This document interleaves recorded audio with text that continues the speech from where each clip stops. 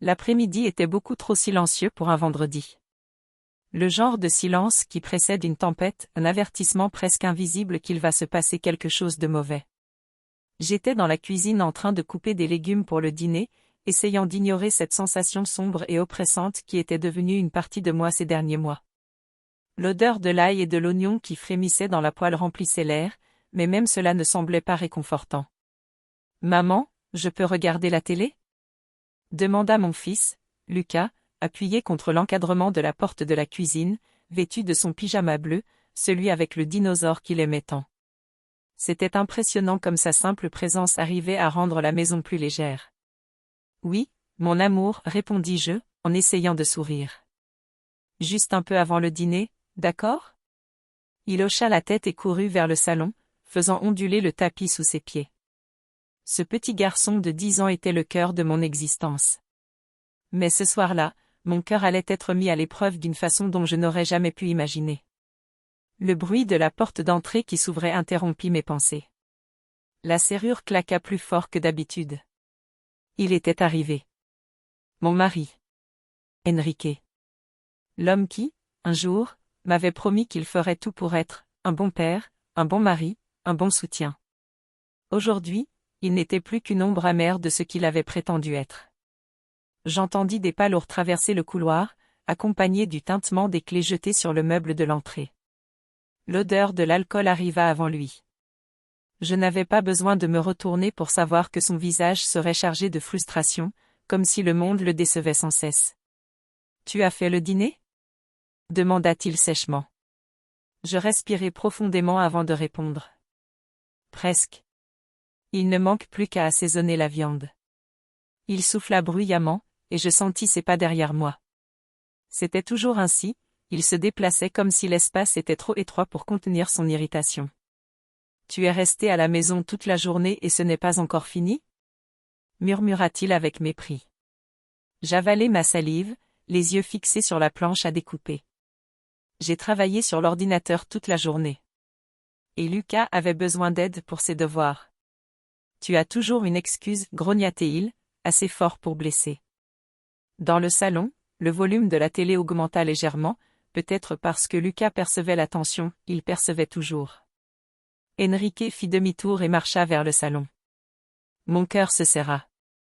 Enrique, l'appelai-je, presque comme une supplication, Lucas est là. Mais c'était trop tard. J'entendis ses pas lourds. Le son de la télé diminua, suivi d'un silence absolu. Puis, sa voix résonna dans la maison. Forte. Froide. Tranchante. Éteins ça maintenant. Je courus jusqu'à la porte de la cuisine et me cachai derrière l'encadrement, observant la scène sans qu'il me voie. Lucas, recroquevillé sur le canapé, serrait la télécommande entre ses mains. Papa, je voulais juste regarder un peu. Tu veux juste regarder des idioties, gronda Enrique en lui arrachant la télécommande. Ta mère ne t'éduque pas, c'est ça le problème. Mon estomac se noua. Papa, ne parle pas comme ça, murmura Lucas, honteux, les yeux baissés. Mais Enrique ne s'arrêta pas. Il ne s'arrêtait jamais. Ta mère ne vaut rien, cracha-t-il, comme de l'acide. Rien. Et toi, tu crois que tu peux faire ce que tu veux dans cette maison ? Mon corps se figea.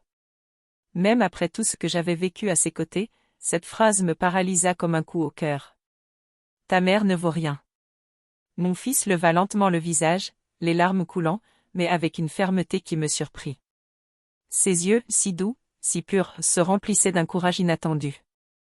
Et alors il dit. Papa, si maman ne vaut rien, pourquoi c'est elle qui fait tout pour nous ? Sa voix était faible, mais décidée. Pourquoi c'est elle qui se lève tôt, qui s'occupe de moi, qui travaille, qui prépare mes repas, qui m'aide avec l'école, qui me sert quand j'ai peur ? Il recula d'un pas, sans détourner le regard. Si elle ne vaut rien, alors toi non plus, parce que tu ne fais jamais rien de tout ça. Le silence explosa dans le salon. Enrique resta immobile. Immobile de rage. Sa respiration s'accéléra. Son visage devint rouge. Ses dents se serrèrent. Et puis, il avança. Pas vers moi. Vers mon fils. C'était comme voir un animal prêt à attaquer. Comment oses-tu me parler comme ça? Rugit-il.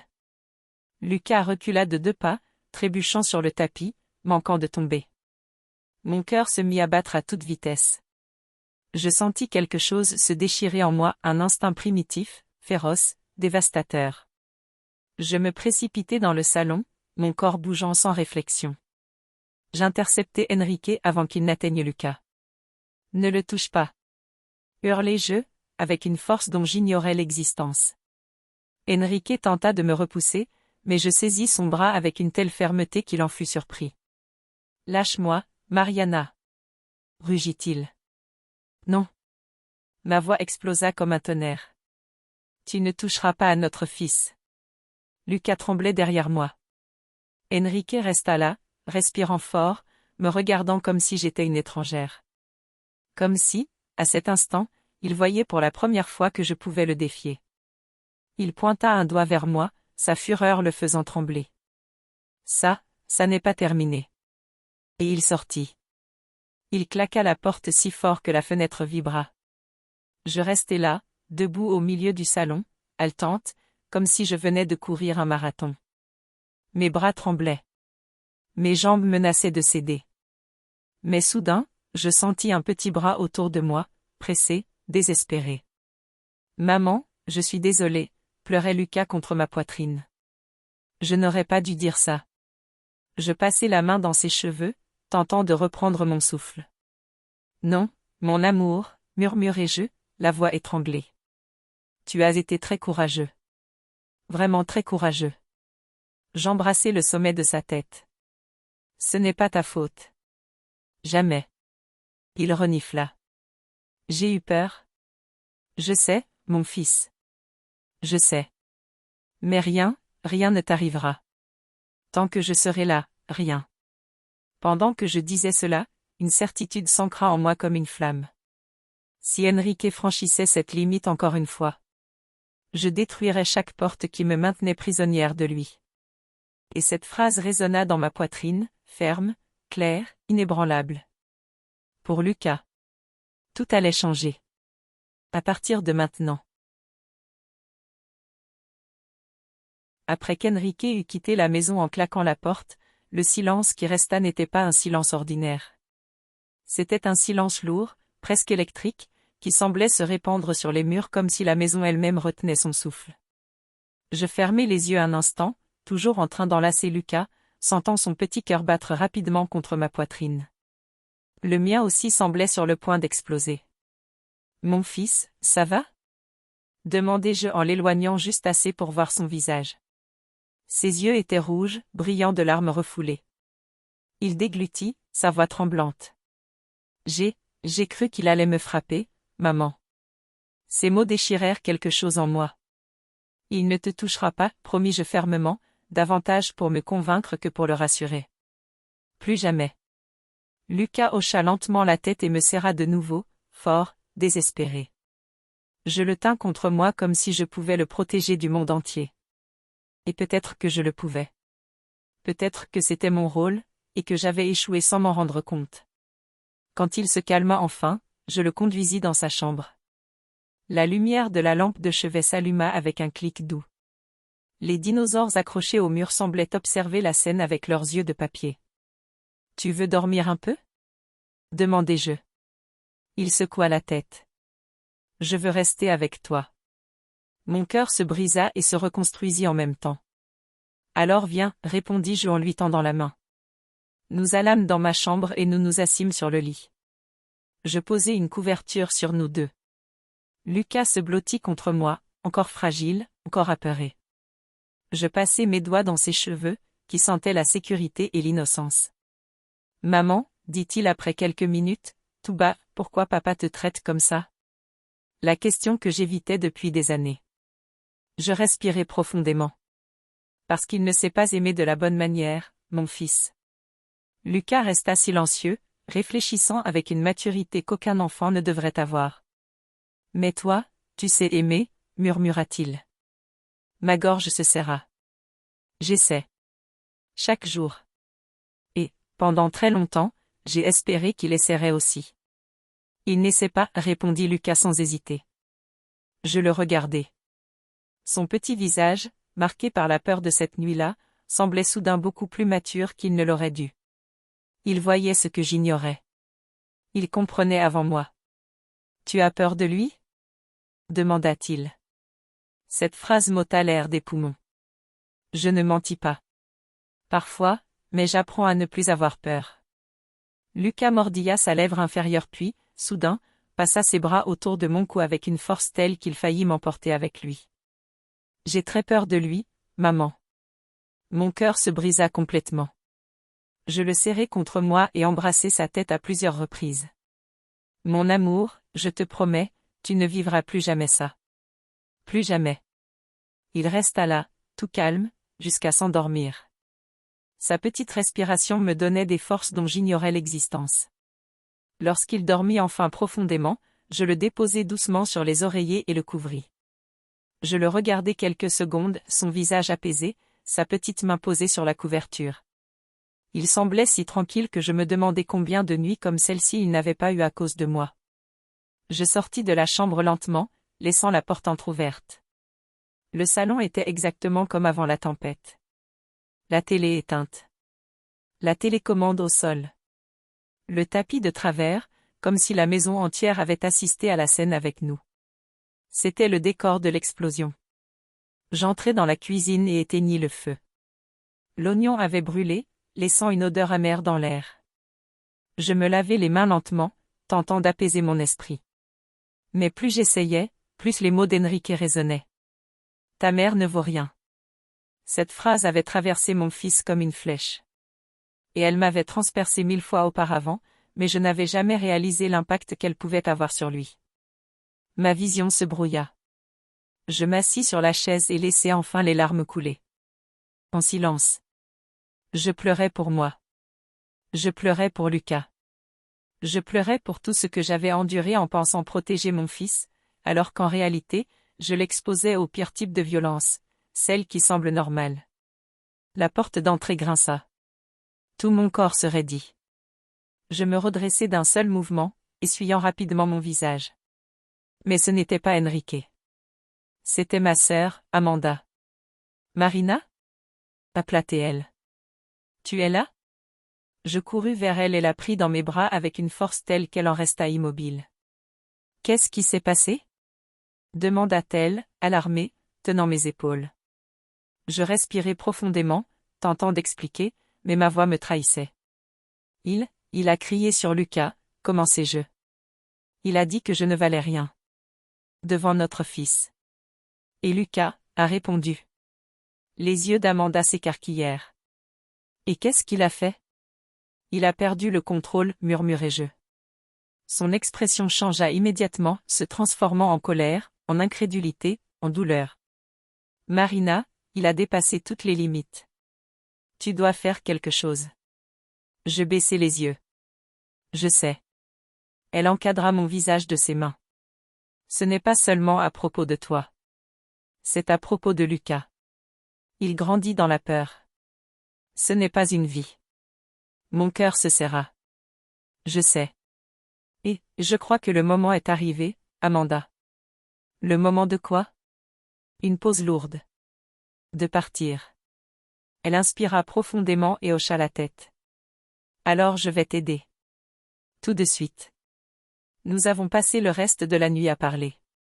Amanda m'a aidé à mettre quelques affaires essentielles dans une petite valise, des documents, des vêtements pour Lucas et moi, des médicaments, un peu d'argent que je cachais dans un tiroir à chaussettes.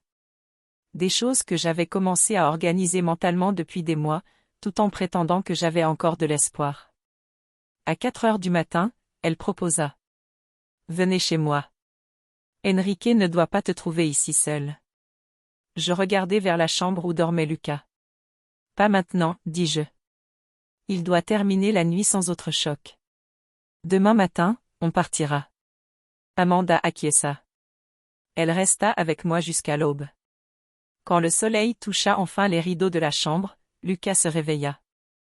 Il regarda autour de lui, encore ensommeillé, puis, en me voyant, il esquissa un petit sourire fatigué, mais en sécurité. Bonjour, maman. Bonjour, mon amour. Papa est revenu? Demanda-t-il à voix basse. Non. Il laissa échapper un soupir de soulagement, sans même tenter de le cacher. Et à cet instant, j'eus la confirmation de tout ce que j'avais besoin de savoir. Je m'agenouillai devant lui et pris ses petites mains dans les miennes. Mon fils, aujourd'hui, on va partir d'ici, d'accord? Pourquoi? Demanda-t-il, inquiet. Parce que tu mérites de vivre en paix. Parce que nous méritons tous les deux. Il me regarda quelques secondes, comme s'il essayait de comprendre un secret important. Puis il hocha la tête. Je veux partir avec toi. Je le serrai contre moi avec force. Le silence qui suivit n'était pas lourd. Il était libérateur. C'était le début de la fin. La fin de la peur. La fin des excuses. La fin du cycle. Et aussi, le début de notre courage. Le matin, qui aurait dû être ordinaire, naquit avec un poids différent. Le ciel semblait plus gris que d'habitude, comme si la ville elle-même savait que quelque chose était sur le point de se briser pour de bon.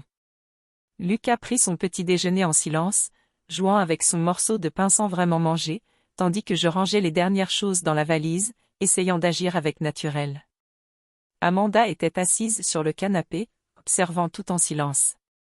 C'était le regard de quelqu'un qui sait qu'il est en train d'assister à un moment décisif, un de ces instants qui divisent une vie entre avant et après. « Maman » appela Lucas, tout bas. Je me tournai vers lui. « Qu'est-ce qu'il y a, mon amour ?» Il regarda la valise ouverte sur la table. « On va revenir cet après-midi ?» Mon cœur se serra. Son innocence croyait encore que ce n'était qu'une sortie temporaire. Et une partie de moi aurait voulu que ce soit vrai. Mais ce n'était pas possible. Je m'agenouillai devant lui. Mon fils, je pris une profonde inspiration, on va partir pour un moment. Pour être plus tranquille. Pour être plus en sécurité. On va aller chez tante Amanda, tu te souviens? Il hocha lentement la tête. Mais ses yeux, si grands et expressifs, contenaient la question qu'il avait encore peur de poser. Et papa? Il vient aussi? Non, répondis-je, avec fermeté. Juste nous deux. Lucas resta silencieux quelques instants. Puis, de façon surprenante, il fit quelque chose qu'il n'avait pas fait depuis des mois. Il me prit dans ses bras le premier. Une étreinte forte, presque douloureuse. Et je compris. Il ne voulait pas rester dans cette maison. Il était prisonnier là, avec moi, attendant le moment où je le sortirais enfin de cette ombre. Il n'avait pas le courage de demander. Mais il avait le courage de me suivre. Et c'était suffisant. Nous étions sur le point de sortir lorsque le son le plus redouté de ce matin-là déchira l'air. La clé dans la serrure. Amanda et moi échangeâmes un regard désespéré. Enrique était revenu. Lucas se précipita derrière moi si vite qu'il faillit renverser la table. La porte s'ouvrit lentement, comme si le moment était peint au pinceau par un suspense cruel. Enrique entra, la chemise froissée, une odeur de cigarette, et le regard de quelqu'un qui avait passé la nuit à nourrir la haine plutôt que le repentir. Il s'arrêta dès qu'il nous vit. La valise. L'expression d'Amanda. Ma proximité avec Lucas. Et alors son visage changea. Pas en surprise. Pas en confusion. Mais en une colère absolue. « Qu'est-ce qui se passe ici ?» demanda-t-il, la voix trop basse pour être rassurante. Amanda croisa les bras. « Marina et Lucas vont rester quelques jours chez moi, dit-elle, essayant de garder un ton neutre. Enrique fit un pas en avant, l'ignorant. « Marina, qu'est-ce que c'est que ça ?» Nous allons partir, répondis-je, tentant de garder ma respiration stable. Pourquoi? L'air dans le couloir devint lourd. Lucas se cramponna à ma main. Parce qu'hier tu as crié sur notre fils, dis-je lentement.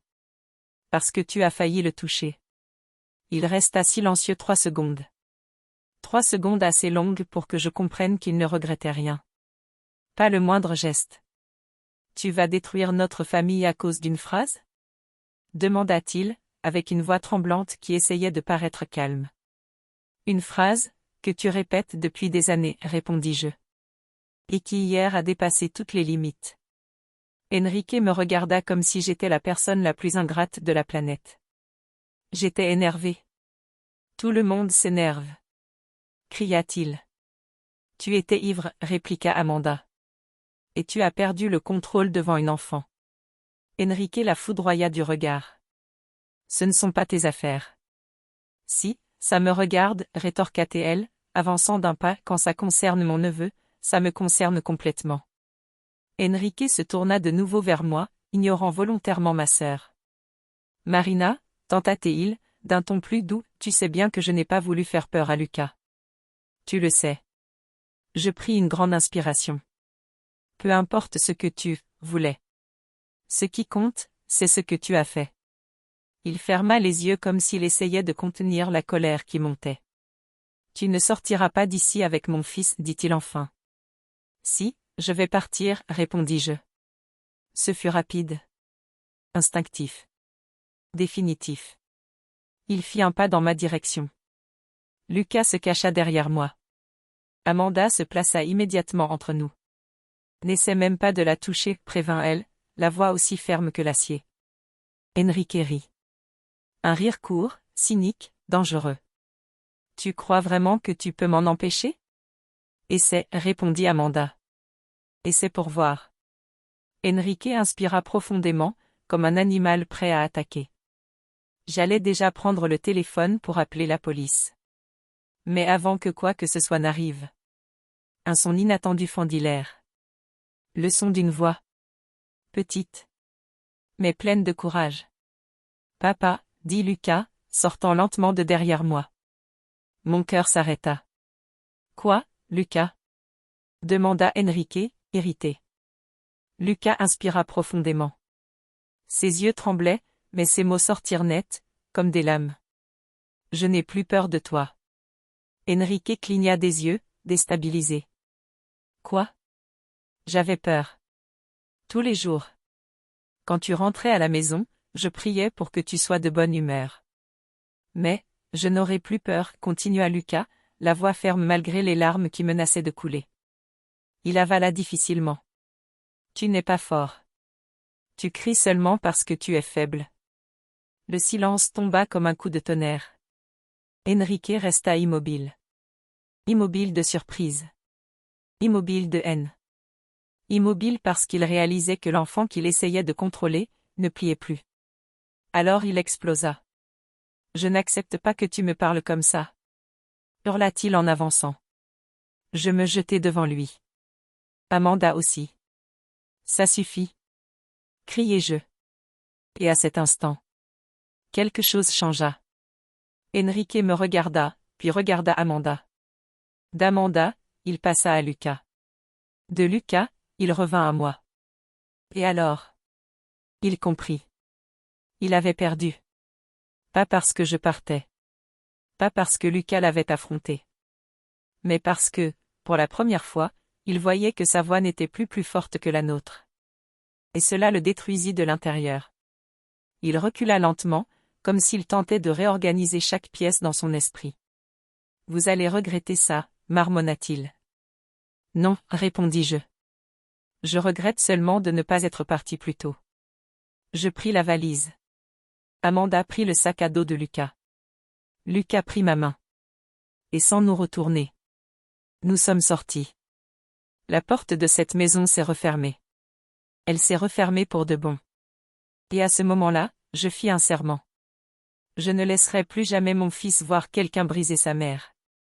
Je ne laisserai plus jamais personne briser Lucas. Et je sentis, avec une force presque physique, que cet adieu n'était pas une fin. Ce n'était que le commencement. L'air de la rue semblait différent lorsque nous avons quitté la maison. C'était étrange. Comme si, pour la première fois depuis des mois, j'avais la permission de respirer profondément et que l'air arrivait enfin jusqu'à mes poumons. Malgré cela, mes jambes tremblaient à chaque pas, comme si une partie de moi croyait encore qu'Enrique surgirait derrière nous à tout moment, criant, menaçant, arrachant Lucas de mes bras. Amanda ouvrit la porte de la voiture et m'aida à mettre la valise dans le coffre. Lucas monta sur la banquette arrière, attachant sa ceinture avec des mains tremblantes. Il regardait par la fenêtre avec ses grands yeux effrayés, comme si cette sortie était un secret trop dangereux pour être vu par le monde. Respire, Marina, dit Amanda en montant dans la voiture. Je suis là. On s'en va. Tout va bien. Mais mon corps ne le savait pas encore. La voiture démarra, et j'observai la façade de la maison dans le rétroviseur, la voyant devenir de plus en plus petite. De plus en plus lointaine. Jusqu'à disparaître complètement. Et alors, pour la première fois depuis qu'Enrique était arrivé ce matin-là. Je pleurais. Je pleurais en silence. Je pleurais la tête tournée vers la fenêtre pour éviter que Lucas remarque. Je pleurais de peur. De perte. De libération. Pour toutes les versions de moi qui avaient avalé des larmes pour préserver une famille qui n'avait jamais existé. Quand nous sommes arrivés chez Amanda, Lucas sortit de la voiture avec de petits pas prudents. Il observait tout, le portail, le jardin, les marches, comme s'il étudiait le terrain. Comme s'il voulait savoir si cet endroit était réellement sûr. Amanda l'appela avec un sourire. « Viens ici, mon champion. Je vais te montrer où tu vas dormir. » Il hésita, posa les yeux sur moi, comme s'il demandait la permission. Comme si chaque pas loin de moi restait effrayant. Je pris sa main. « Vas-y, mon amour. Ta tante a préparé la chambre juste pour toi. » Lucas hocha la tête. Il me faisait confiance. Même après tout ce qu'il avait vécu, il me faisait encore confiance. Ça faisait plus mal que n'importe quelle insulte. La chambre qu'Amanda avait préparée était simple mais chaleureuse. Un lit, une place avec des draps imprimés. Un ours en peluche posé sur l'oreiller, sûrement acheté quelques heures plus tôt. Un petit bureau, une étagère avec quelques jouets anciens appartenant au fils d'une amie. « Tata, tout ça, c'est pour moi ?» demanda Lucas dans un murmure. Amanda sourit. « Oui. Jusqu'à ce que tu te lasses de me voir. » Il lui rendit un sourire timide, fragile, mais authentique. Et mes yeux me brûlèrent. Pendant qu'il explorait la chambre, Amanda m'attrapa par le bras et me conduisit au salon. Dès que nous fûmes seuls, elle dit. « Tu as fait ce qu'il fallait. Mais maintenant, c'est la partie la plus difficile qui commence. » « Je sais, répondis-je en m'asseyant sur le canapé. Je sais. Amanda, j'ai peur qu'il débarque ici. Il ne viendra pas, dit-elle d'un ton ferme. Et s'il vient, j'appelle la police avant même qu'il n'ait le temps de respirer. Il va perdre le contrôle, murmurai-je. Il n'accepte pas qu'on lui résiste. Maintenant, il va apprendre, déclara Amanda en croisant les bras. Mais malgré sa certitude, mon corps tremblait. La vérité, c'est que je n'avais pas peur d'être attaqué. J'avais peur que Lucas entende sa voix à nouveau. J'avais peur de revoir la terreur dans les yeux de mon fils. J'avais peur de perdre tout ce que nous n'avions même pas encore reconstruit. Quand nous sommes revenus dans la chambre, Lucas était assis sur le lit, l'ours en peluche dans les bras. Il leva les yeux vers moi et demanda. « Maman, on va retourner à la maison un jour ?» Cette question portait en elle un monde entier que jamais un enfant ne devrait porter. Je m'agenouillai devant lui.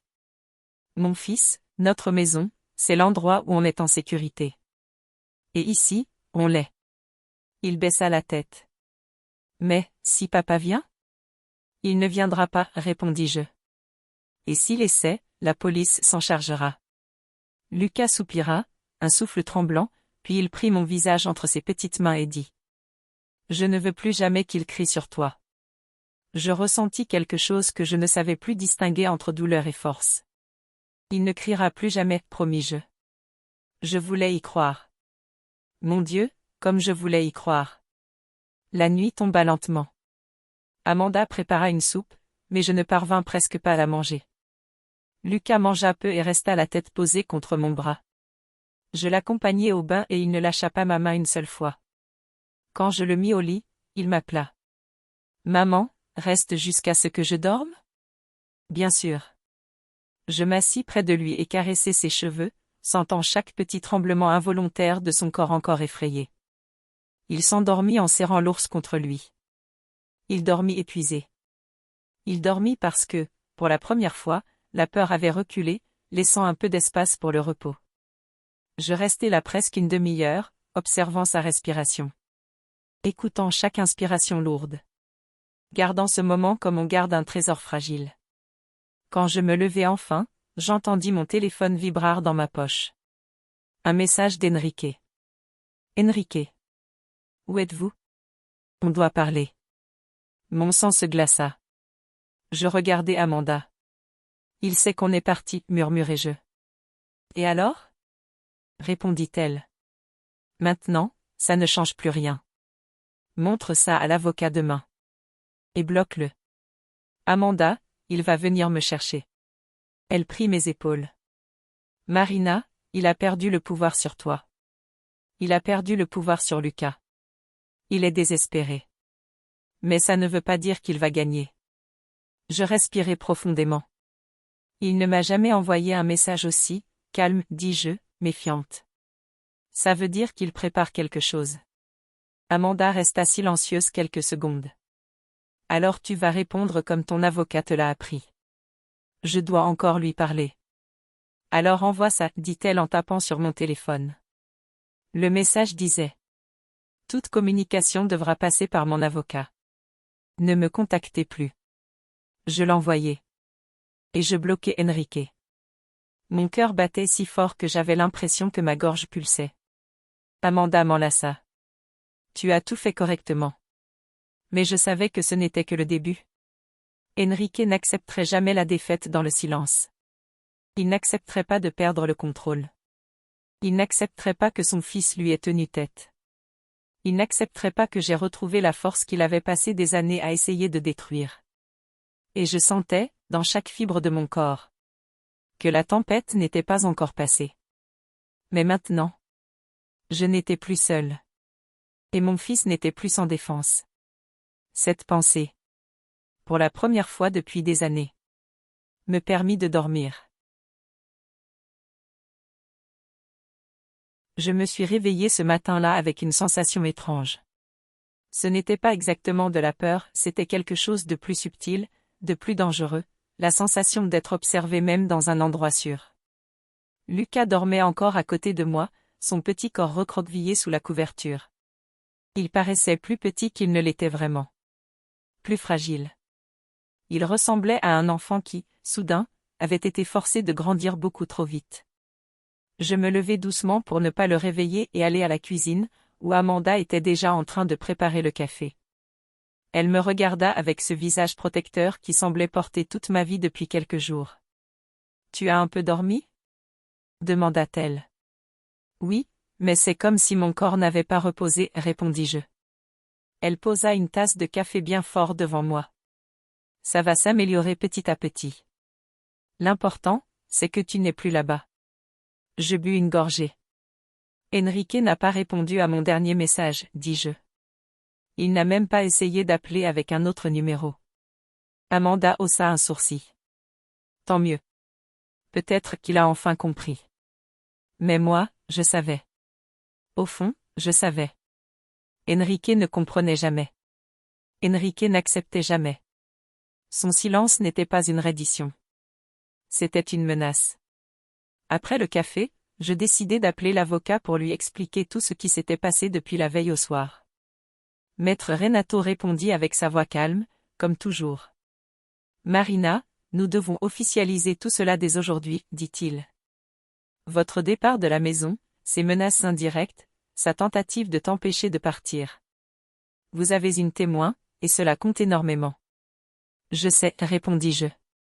Je veux faire tout ça le plus vite possible. Et ce sera le cas. Une autre chose, ne retournez pas à la maison sans escorte policière et sans autorisation. Compris? Parfaitement. Votre mari va essayer de reprendre le contrôle, continua-t-il. Et quand il se rendra compte qu'il n'y arrive pas, il peut tenter de vous manipuler émotionnellement. Ne tombez pas dans ce piège. Aucun échange privé, aucun rendez-vous. Tout passera par moi. D'accord.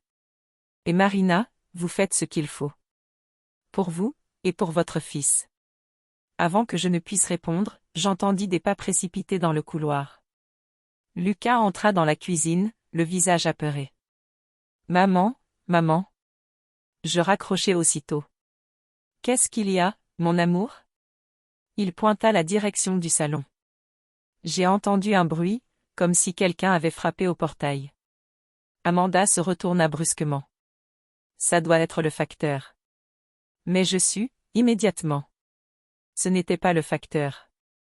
Mon cœur se mit à battre si vite qu'il semblait vouloir sortir de ma poitrine. Je courus jusqu'à la fenêtre du salon et regardai discrètement par l'entrebâillement du rideau. Et il était là. Enrique. Adossé à la voiture, devant le portail d'Amanda. Les bras croisés. Le menton relevé. Le regard glacé. L'air me manqua. Amanda arriva derrière moi. Ce fils de... Ne dis rien, chuchotai-je. Il va entendre. Lucas apparut derrière nous, essayant de comprendre. C'est papa? Demanda-t-il d'une petite voix. Je posai la main sur sa poitrine. Reste derrière maman, d'accord? Il acquiesça, les yeux déjà remplis de larmes. Enrique sortit alors son téléphone de sa poche. Et je sus, à cet instant précis, qu'un message allait arriver. Mon téléphone vibra. Une notification. Henrique, nouveau numéro. Si tu n'ouvres pas le portail, je vais frapper jusqu'à ce qu'un voisin appelle la police. Et ce sera toi qui passeras pour la folle. Ma respiration se bloqua dans ma gorge. Amanda prit mon téléphone et lut. Ce salaud sait exactement comment te mettre la pression. Je m'assis sur le canapé, essayant de ne pas paniquer. Je ne peux pas le laisser entrer. Je ne peux pas. Lucas serra ma main de toutes ses forces. Maman, je ne veux pas le voir, s'il te plaît, je ne veux pas. Alors, je pris la décision qui allait tout changer. Amanda, appelle la police. Je suis déjà en ligne, répondit-elle aussitôt. Pendant qu'elle parlait à l'opératrice, Enrique frappa le portail. Une fois, 2 fois, 3 fois. Marina! Hurla-t-il. On doit parler. Lucas se couvrit les oreilles et se mit à pleurer. Je le pris dans mes bras. Ça va aller, mon amour, murmurai-je. La police arrive. Il ne va pas entrer. Mais moi-même, je n'y croyais pas encore. Enrique continua. Tu crois que tu peux disparaître avec mon fils? Tu crois que je vais accepter ça? Ouvre cette porte maintenant, Marina. Il perdait le contrôle. Et chaque cri de lui frappait Lucas comme une flèche. Maman, j'ai peur, sanglota Lucas. Je sais, mon fils, je sais, répondis-je en le serrant plus fort. Amanda revint en courant. Ils envoient une patrouille. Surtout, n'ouvre pas. Enrique frappa le portail si violemment que le bruit résonna dans toute la maison. Le pire, c'est que, pendant un instant, je suis redevenue l'ancienne Marina. Celle qui figeait. Qui acceptait. Qui baissait la tête. Mais alors, je sentis la petite main de Lucas serrée dans la mienne. Et quelque chose se ralluma en moi, avec force. Je m'approchai de la porte, non pas pour l'ouvrir, mais pour laisser ma voix traverser la barrière de fer. Enrique, arrête de crier. Il se figea. La police est en route. Continuai-je. Tu n'as pas le droit d'être là. Tout ce que tu voudras dire passera par mon avocat. Silence. Un silence total. Et puis? Enrique se mit à rire. Un rire sec, effrayant, chargé de mépris. Ah, Marina, tu crois que tu vas réussir à retourner cette histoire contre moi? Tu crois que tu vas gagner? Je posai ma main sur la poignée, plus pour me retenir que pour autre chose. Je ne veux pas gagner, répondis-je. Je veux juste la paix. Et tu ne fais pas partie de ça. Il cessa de rire. Ce n'est pas terminé, dit-il d'une voix si basse que cela ressemblait à un avertissement. C'est à ce moment-là que la sirène de la police se fit entendre. Enrique regarda autour de lui, comprit que la situation tournait contre lui, et monta dans la voiture. Avant de partir, il baissa la vitre et lança. Tu me remercieras quand tout ça sera fini. Puis il démarra. Amanda courut vers moi. Marina, ça va? Ça n'allait pas. Mais c'était la première fois que je n'étais pas seule. Lucas arriva en courant, m'enlaça par la taille et enfouit son visage contre mon ventre. Maman, il va revenir? Je pris une grande inspiration, cherchant de la force dans des mots que je ne ressentais pas encore. Oui. Mais la prochaine fois. Il ne nous détruira pas. La police arriva. Ils notèrent tout. Enregistrèrent la plainte. Demandèrent des captures d'écran des messages. Et me recommandèrent de demander en urgence une ordonnance de protection. Vous avez eu la bonne réaction, dit l'une des policières. N'ouvrez pas, ne parlez pas, ne cédez pas. Je hochai la tête. Quand nous nous sommes enfin retrouvés seuls, mon téléphone vibra de nouveau. Mais cette fois, ce n'était pas Enrique. C'était l'avocat. Maître Renato. Je suis en route. Nous devons parler immédiatement. J'ai découvert quelque chose à propos du comportement récent de votre mari. Quelque chose de grave. Je sentis le sol se dérober sous mes pieds pendant une seconde. Qu'est-ce qu'Enrique cachait encore? Qu'avait-il fait ou qu'était-il sur le point de faire? Je pris une grande inspiration. La tempête n'était pas terminée. Elle faisait seulement commencer. Le reste de la matinée fut un brouillard. J'essayais d'agir avec naturel pour Lucas et l'aider à faire un puzzle, parler de dessins animés, faire semblant que la vie était calme, mais la vérité, c'est que la phrase de l'avocat martelait ma mente sans part. J'ai découvert quelque chose de grave concernant le comportement récent de votre mari. Enrique avait déjà fait des choses terribles. Il avait déjà franchi des limites que je pensais inébranlables. Mais l'avocat n'aurait pas parlé de cette manière si ce n'était pas quelque chose de plus grand. Quelque chose capable de tout changer. Lucas jouait sur le tapis du salon pendant qu'Amanda mettait la table pour le déjeuner. J'essayais de l'aider, mais mes mains tremblaient. « Marina, tu dois manger, dit-elle. Dans cet état, tu vas t'évanouir avant que Renato arrive. Je n'ai pas faim. Ça n'a pas d'importance. Mange un peu. Pour Lucas. Je soupirai. Elle avait raison. Je devais tenir debout. Pour mon fils. Pour moi. J'entendis le bruit du portail. Lucas leva la tête immédiatement, tendu. Amanda courut jusqu'à la fenêtre. Tranquille, champion, dit-elle en lui souriant, c'est juste l'avocat de ta maman. Lucas se calma un peu, mais resta accroché à mon bras quand maître Renato entra.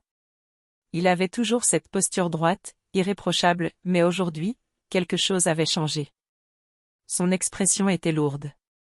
Inquiète. En alerte. Bonjour, Marina. Bonjour, Amanda. Bonjour, Lucas, dit-il, mais son regard vint tout de suite se planter dans le mien, comme pour vérifier que j'étais entière. Nous devons parler en privé. Amanda hocha la tête et prit Lucas par la main. Viens, champion. On va finir ce dessin. J'emmenai l'avocat dans la chambre d'amis. Fermez la porte. Et l'air devint plus dense. Qu'est-ce que vous avez découvert? Demandai-je aussitôt. Qu'est-ce qui s'est passé? Maître Renato ouvrit sa mallette et posa plusieurs documents sur le lit. Mon cœur faillit exploser. Marina, votre mari n'est pas seulement émotionnellement instable, dit-il. Il est malade. Je fronçai les sourcils. Comment ça? Il a un passé que vous deviez connaître. Quelque chose qu'il vous a caché pendant des années. J'oubliais comment respirer. Enrique a des antécédents d'agressivité, poursuivit-il. Des antécédents qui ont été dissimulés lorsqu'il a changé de ville. Avant de vous rencontrer. Mon corps se figea. Il a déjà été accusé de violence domestique par son ex-fiancé. Ma tête se vida. Ex-fiancé? Il ne m'avait jamais parlé d'elle. Jamais mentionné une accusation. Jamais dit qu'il avait eu une relation sérieuse avant moi. Il disait toujours que j'étais le premier grand amour de sa vie. Cette femme a déposé une plainte officielle, expliqua Renato. L'affaire n'a pas avancé parce qu'elle s'est rétractée quelques semaines plus tard. Mais, l'enregistrement existe toujours. Et lorsque j'ai approfondi mes recherches après l'incident de ce matin, je suis tombé là-dessus. Il me tendit une feuille imprimée. Je pouvais à peine lire. Les lettres tremblaient devant mes yeux. Mais c'était bien écrit. Agression physique, tentative de coercition, menace verbale. Mon Dieu. Mon Dieu, Pourquoi a-t-elle retiré sa plainte? Murmurai-je. Renato soupira. Pour la même raison que la plupart des femmes retirent: peur, dépendance émotionnelle, menace. Il était déjà comme ça avant vous. Vous ne saviez simplement pas. Mes jambes lâchèrent. Je m'assis sur le bord du lit. Mon Dieu, soufflai-je, les mains couvrant mon visage. Comment a-t-il pu me cacher tout ça? Les personnes comme Enrique savent parfaitement masquer leurs démons, dit l'avocat. Il vous a choisi, Marina. Et pas par amour. Par contrôle. J'avalai difficilement. Et il y a pire, continua-t-il en sortant un autre document. Celui-ci est la partie grave. Mon corps se glaça. Grave, comment? Renato prit une inspiration profonde, comme s'il se préparait à prononcer un verdict. Hier soir, après votre départ, Enrique est allé sur votre lieu de travail. Ma vision se troubla. Il... Quoi? Il a essayé de parler à votre patron. Il a dit que vous aviez fui avec Lucas, que vous étiez émotionnellement instable, qu'il fallait vous retrouver. Je sentis ma bouche se dessécher. Il essaie de créer un faux historique pour me faire passer pour instable, murmurai-je, comprenant enfin. Il veut avoir l'air inquiet. Il veut être le père responsable. Exactement, confirma l'avocat. C'est un schéma typique. Il construit une histoire pour vous déstabiliser légalement. Pour faire croire que vous êtes l'instable. L'impulsive. La dangereuse. J'eus un haut le cœur.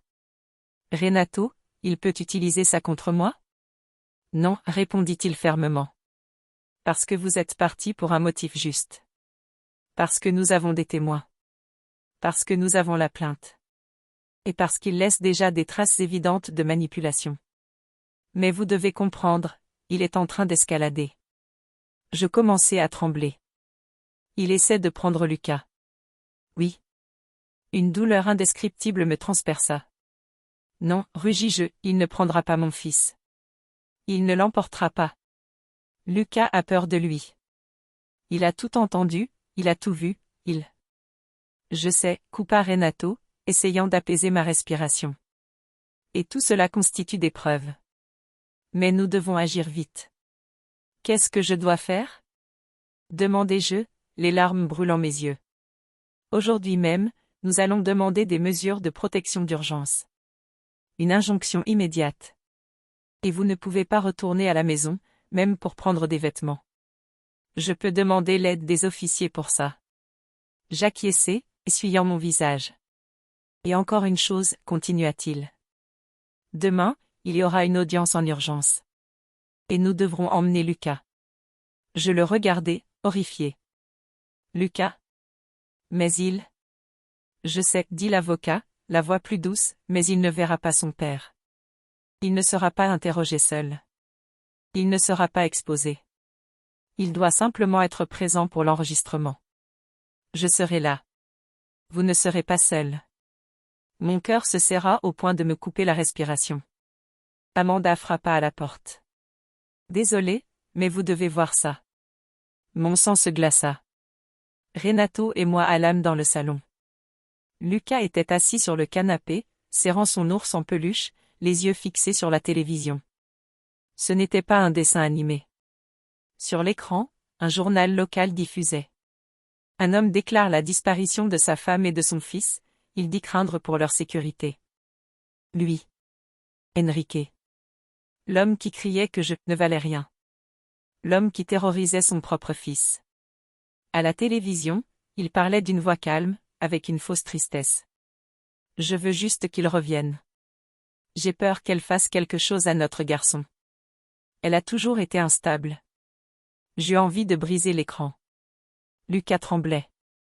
Maman, il ment pour tout le monde. Je m'agenouillai devant lui immédiatement. Je sais, mon amour. Je sais. Il me prit le visage entre ses petites mains et dit quelque chose que jamais eu vu. Est-ce que c'est? Maman, maintenant j'ai très peur de papa. Je le pris dans mes bras si fort que j'eus peur de tomber en morceaux. Renato posa la main sur mon épaule. Marina, le temps de l'hésitation est terminé. Maintenant, c'est une guerre juridique. Et vous n'allez pas perdre. J'avalai difficilement. Car c'était là. Dans le salon d'Amanda. Devant un reportage mensonger. Avec mon fils tremblant dans mes bras. Que je compris enfin. Enrique ne se battait plus seulement pour le contrôle. Il se battait pour détruire ma réputation, ma crédibilité, et la garde de Lucas. Et moi? Je me battais pour nos vies. Cet après-midi-là semblait interminable. Après le reportage, après l'expression terrifiée de Lucas et après le silence lourd qui s'était installé dans le salon, quelque chose en moi simplement s'est brisé. Ce n'était plus de la peur. Ce n'était plus de la douleur. C'était une nouvelle forme de force, née du désespoir, oui, mais surtout d'un besoin viscéral de protéger mon fils. Amanda éteignit la télévision d'un geste sec. Son visage était rouge, sa mâchoire crispée de rage. Ce salaud, murmura-t-elle en serrant les poings. Il a dépassé toutes les limites. Renato marchait de long en large, analysant mentalement l'impact de la nouvelle. Je le savais parce qu'il faisait toujours ce geste lorsqu'il devait réfléchir vite. Il passait une main sur son menton, inspirait profondément, et ses yeux couraient dans toutes les directions, comme s'il voyait 1000 possibilités à la fois. Marina, dit-il enfin, la situation a changé de niveau. Il crée une narration publique.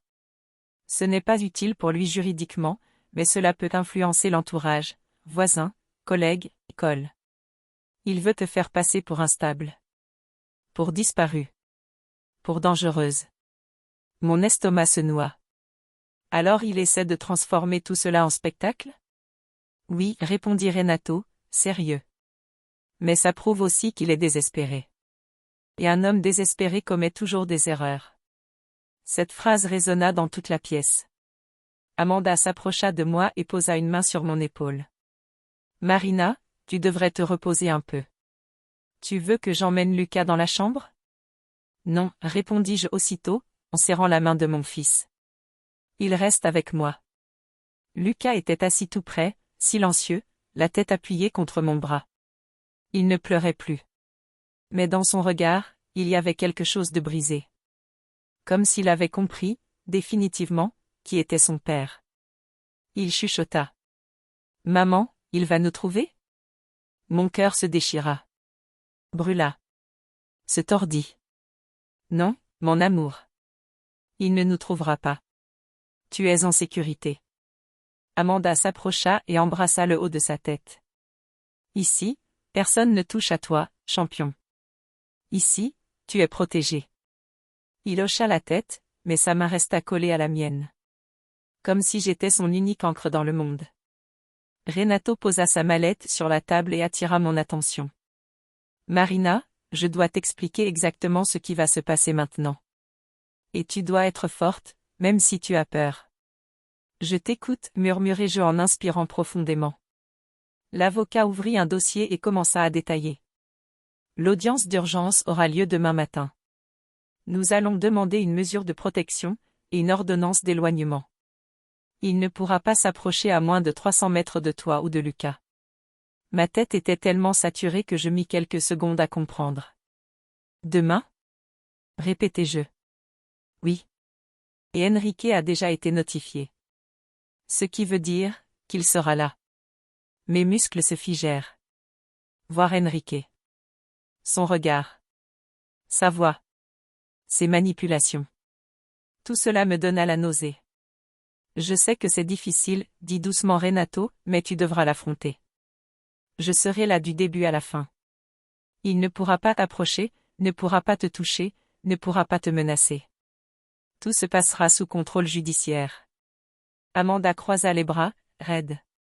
Et s'il explose? Vous savez qu'il en est capable. Il y aura des agents de sécurité, répondit l'avocat. Rien ne sera laissé au hasard. J'inspirai profondément. Lentement. Tentant d'empêcher mes mains de trembler. Et Lucas? Demandai-je. Il devra voir son père? Renato secoua la tête. Pas directement. Il doit seulement être présent dans la zone d'attente du tribunal de la famille. J'ai déjà demandé une salle à part, loin de celle où Enrique sera. Ils ne se verront pas. Lucas entendit cela et m'enlaça très fort par la taille. Je ne veux pas le voir, maman, s'il te plaît. Mon cœur s'effondra en 1000 morceaux. Tu ne le verras pas, mon amour. Je te le promets. Je caressai ses cheveux, cherchant à le calmer. Mais moi aussi, j'avais besoin de me calmer. J'avais besoin d'être un rempart.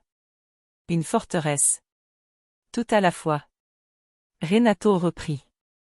Marina, je vais aussi présenter au juge l'enregistrement de l'agression verbale. Le moment où il dit « Ta mère ne vaut rien ». Et la réponse de Lucas « Je suis désolé, mais elle sera nécessaire ». Un poids traversa ma poitrine. Renato, ça ne va pas faire encore plus de mal à Lucas? Non. Le juge n'entendra qu'un extrait. Il n'y aura pas d'interrogatoire aujourd'hui. L'audience est uniquement pour décider de l'urgence et de la protection. Je respirai un peu mieux. Et surtout, continua-t-il, j'ai découvert quelque chose qui peut renverser totalement la situation en notre faveur. Le mot faveur alluma une étincelle d'espoir. Quoi donc? Renato me tendit une petite clé USB argentée. Le voisin de votre maison m'a contacté après avoir vu le reportage. Il dit avoir entendu Enrique se disputer avec vous il y a quelques jours. Il a une caméra extérieure dans sa cour. Elle a tout filmé. Mon cœur s'emballa. Il a tout enregistré? Oui. Et vous savez ce que signifie une preuve fournie spontanément par un voisin, sans lien émotionnel avec vous, sans raison de mentir? Ça signifie qu'il a vu la vérité, murmurai-je. Exactement. L'avocat expliqua. Dans la vidéo, on voit Enrique crier « Si elle me défie encore, je fais tout exploser. » Et aussi, je ne vais pas perdre contre une femme. Des passages suffisants pour révéler sa vraie nature. Un frisson parcourut mon corps. Cet homme, avec qui je m'étais mariée, qui avait promis de m'aimer, qui avait juré d'être père, n'était maintenant qu'un étranger dangereux. Amanda me prit la main. Marina, tu n'es pas seule. Regarde ce qui est en train de surgir. La vérité te protège. Une larme glissa sur ma joue, pas de tristesse, mais de soulagement. Merci, Amanda. Merci, Renato. Je ne pourrais pas faire ça seul. L'avocat acquiesça. Vous devez vous reposer aujourd'hui. Demain sera un jour difficile, mais déterminant. Marina, évite les réseaux sociaux, les actualités, tout ce qui concerne Enrique. J'ai déjà demandé le retrait de l'article. Mais des contacts à lui peuvent le republier. Amanda ajouta. Je m'occupe de tout ça. Laisse-moi faire. Enrique avait des amis. Des collègues. Des gens prêts à croire sa version. Mais j'inspirais profondément. Parce que, pour la première fois, j'avais quelque chose qu'il n'avait jamais imaginé. Des preuves. Des témoins. Et du courage. Je regardais Lucas, qui avait fini par s'endormir, épuisé de tant de peur, la tête posée sur mes genoux.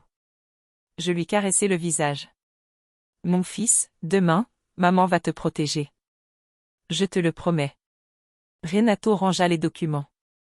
Marina, dors un peu. Demain, tu vas affronter l'homme qui t'a détruite. Mais tu vas aussi prouver qu'il ne te touchera plus jamais. Ni toi, ni Lucas. Je fermai les yeux un instant. J'étais fatiguée. J'étais blessée. Mais j'étais prête. Parce que le lendemain, je ne me défendrai pas seulement moi-même. Je défendrai mon fils. Et aucune force au monde n'était plus grande que cela.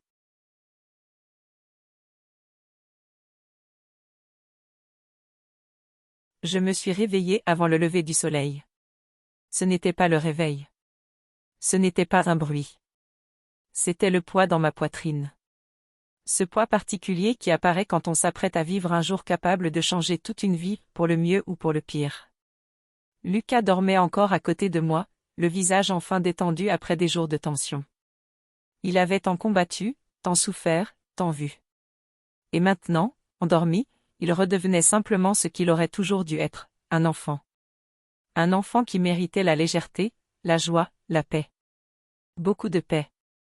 Je me levai doucement pour ne pas le réveiller et aller jusqu'à la salle de bain. Je regardai mon reflet dans le miroir. Des yeux fatigués.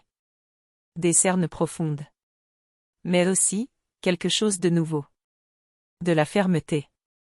Comme si j'avais enfin retrouvé en moi une femme que je croyais avoir perdue il y a des années. Une femme qui savait qui elle était, ce qu'elle voulait, et ce qu'elle ne tolérerait plus jamais. Quand je retournai dans la chambre, Lucas ouvrit les yeux lentement. « Maman, c'est aujourd'hui ?» demanda-t-il d'une petite voix. « Oui, mon amour. Mais tu n'as pas besoin d'avoir peur. Je serai avec toi tout le temps. » Il se rapprocha et posa sa tête sur mon bras. « Tu promets ?» Je souris, même si mon cœur se serrait. Avec toute la force qui existe en moi. L'avocat arriva tôt, comme promis. Amanda avait préparé du café et restait à nos côtés, solide comme un rempart humain. « Marina, dit Renato en s'asseyant, on a tout revu hier, mais je veux répéter, tu ne parles pas à Enrique, tu ne le regardes pas, tu ne réagis à rien. Tout ce qui doit être dit, je le dirai. D'accord ? D'accord. » Lucas apparut avec son petit sac à dos, tenant son ours en peluche par le bras. Amanda lui sourit. « Prêt, champion ? » Il hocha la tête, nerveux. « Tu veux prendre la tablette ? » demandai-je. « Oui, maman. » Nous sortîmes ensemble. Amanda nous serra dans ses bras avant que nous ne montions dans la voiture. « Marina, vous allez gagner. » Je le sais. J'aurais voulu croire que j'en avais la même certitude. Le tribunal était rempli, comme toujours, mais l'avocat avait réservé une salle séparée. Nous entrâmes par une porte latérale, loin du flux principal. « Ici, dit Renato, vous restez jusqu'à ce qu'on vous appelle. Lucas, tu peux utiliser la tablette. Mais reste toujours près de ta maman, d'accord ? » « Oui, monsieur, répondit Lucas, la voix basse. Pendant qu'il s'installait sur le petit canapé, Renato m'appela à part. « Marina, je dois être honnête. Il est là. » Mon estomac se tordit. Où ? Dans la salle d'attente de l'autre aile. Il est venu avec son avocat. Et, Renato marqua une pause, il prétend que tu empêches le contact entre lui et l'enfant. Je serrai les dents. Bien sûr qu'il essaie d'inverser les rôles. Exactement. Mais nous avons des preuves. Des témoins. Des enregistrements. Il faut que tu me fasses confiance. Je tentai de respirer profondément. Même l'air semblait plus lourd. On appela notre nom. La porte s'ouvrit et mon cœur s'emballa. Lucas serra ma main tellement fort que ses doigts tremblaient. « Ça va bien se passer, mon amour, lui dis-je en m'agenouillant. Maman sera là. Ne lâche pas ma main, quoi qu'il arrive. D'accord ? D'accord. » Nous suivîmes le couloir. L'audience se déroulerait dans une petite salle avec une table ronde, le juge, les assistants, les avocats et des agents de sécurité. Ce ne serait pas dans la grande salle, et cela me donna un léger soulagement. Nous entrâmes. Et il était là. Enrique. Mon corps se figea. Assis, bien habillé, chemise claire, expression sérieuse, regard calculé. Il avait même mis du parfum, celui que je connaissais si bien. L'odeur frappa ma mémoire comme une gifle. Il leva les yeux et sourit. Un sourire petit. Ironique. Maîtrisé. Je détournai immédiatement le regard. Je ne lui donnerais pas ce qu'il voulait. Le juge entra. Bonjour. Commençons. Nous nous assîmes. Moi, à côté de Renato. Enrique, du côté opposé. Le juge expliqua le motif de l'audience, agression verbale, tentative d'intimidation, risque pour l'intégrité psychologique de l'enfant. Et la nécessité de définir une mesure de garde d'urgence. Enrique parla en premier. Votre honneur, mon épouse est partie sans prévenir, m'a bloqué, a emmené notre fils sans explication. Je suis profondément inquiet pour eux. Je veux seulement m'assurer que mon fils est en sécurité. Le juge l'observa attentivement. Et la phrase « ta mère ne vaut rien » prononcée devant l'enfant ? Demanda-t-il, ferme. Enrique se glaça. C'était, il toussa, un malentendu, votre honneur. J'étais stressé. Tout le monde dit des choses sans réfléchir. Renato demanda la parole. Votre honneur, si vous le permettez. Accordé, dit le juge. L'avocat ouvrit un dossier et posa 2 enregistrements sur la table. Voici la vidéo de l'agression verbale. Et voici l'audio capté par une caméra extérieure appartenant au voisin. Les 2 révèlent clairement le comportement hostile constant du monsieur. De plus, voici la plainte déposée hier, ainsi que des captures de messages menaçants envoyés à ma cliente. Enrique blêmit. Son avocat tenta d'intervenir. Votre honneur, il faut envisager la possibilité que ces preuves aient été manipulées. Mais Renato l'interrompit immédiatement. Les preuves ont été certifiées par la préanalyse judiciaire déposée il y a quelques instants. Nous avons également une témoin directe. Enrique grinça des dents. Le juge examina les documents, écouta une partie des enregistrements, s'arrêta, fronça les sourcils, nota quelque chose. Le silence était suffocant. Puis, Marina, dit le juge en me regardant, souhaitez-vous relater quelque chose? Mon cœur s'emballa. Lucas serra ma main encore plus fort. Oui, oui, votre honneur. Et je parlais. Je parlais des années silencieuses. Des humiliations répétées. Des crises de colère dirigées vers mon fils. De la nuit où il avait crié que je ne valais rien. De la peur. De la fuite. De tout. Ma voix se brisa plusieurs fois, mais le juge attendit. Me laissa respirer. Me laissa continuer. Quand je finis, le juge regarda Lucas. Pas pour lui parler. Pour observer. Mon fils se replia, cachant une partie de son visage contre mon bras. Et cela suffisait à tout expliquer. Le magistrat inspira profondément, ajusta ses lunettes et déclara. Compte tenu des preuves présentées, du risque psychologique pour l'enfant et de l'instabilité émotionnelle démontrée par M. Enrique, j'accorde la mesure de protection demandée. Mon cœur s'arrêta une seconde. Le juge continua. À partir d'aujourd'hui, M. Enrique a interdiction de s'approcher de Madame Marina et de l'enfant Lucas à moins de 300 mètres. Le droit de visite est également suspendu, pour une durée indéterminée, jusqu'à une nouvelle évaluation de l'équipe psychosociale du tribunal. Je sentis l'air entrer dans mes poumons comme si je respirais pour la première fois depuis des anneaux. Enrique tenta de se lever. C'est ridicule. Voterons. Asseyez-vous, dit le juge, d'une voix glaciale. Immédiatement. Et pour la première fois depuis des années, Enrique obéit. Il n'avait plus aucun pouvoir ici. Aucun. L'audience se termina. En sortant, Lucas se jeta dans mes bras. Il ne va plus nous crier dessus, maman? Je le serrai si fort que mes bras tremblaient. Plus jamais, mon amour. Plus jamais. Amanda nous attendait dans le hall. Quand elle nous vit, elle se mit à pleurer avant même de poser la question. Alors? Vous avez réussi? Je souris. Un sourire fatigué. Un sourire qui venait d'un endroit que je croyais mort en moi. Oui. On a réussi. Elle me prit dans ses bras. Lucas nous entoura de ses petits bras aussi. Et à cet instant, au milieu du tribunal, entre larmes, épuisement et soulagement, je compris. J'avais gagné. Pas seulement au tribunal. Mais dans la vie. Parce que j'avais choisi Lucas. J'avais choisi moi. J'avais choisi la vérité. Le reste, ce serait de la reconstruction. Et pour la première fois depuis très longtemps, j'étais prête. Avec mon fils à mes côtés, j'étais enfin libre.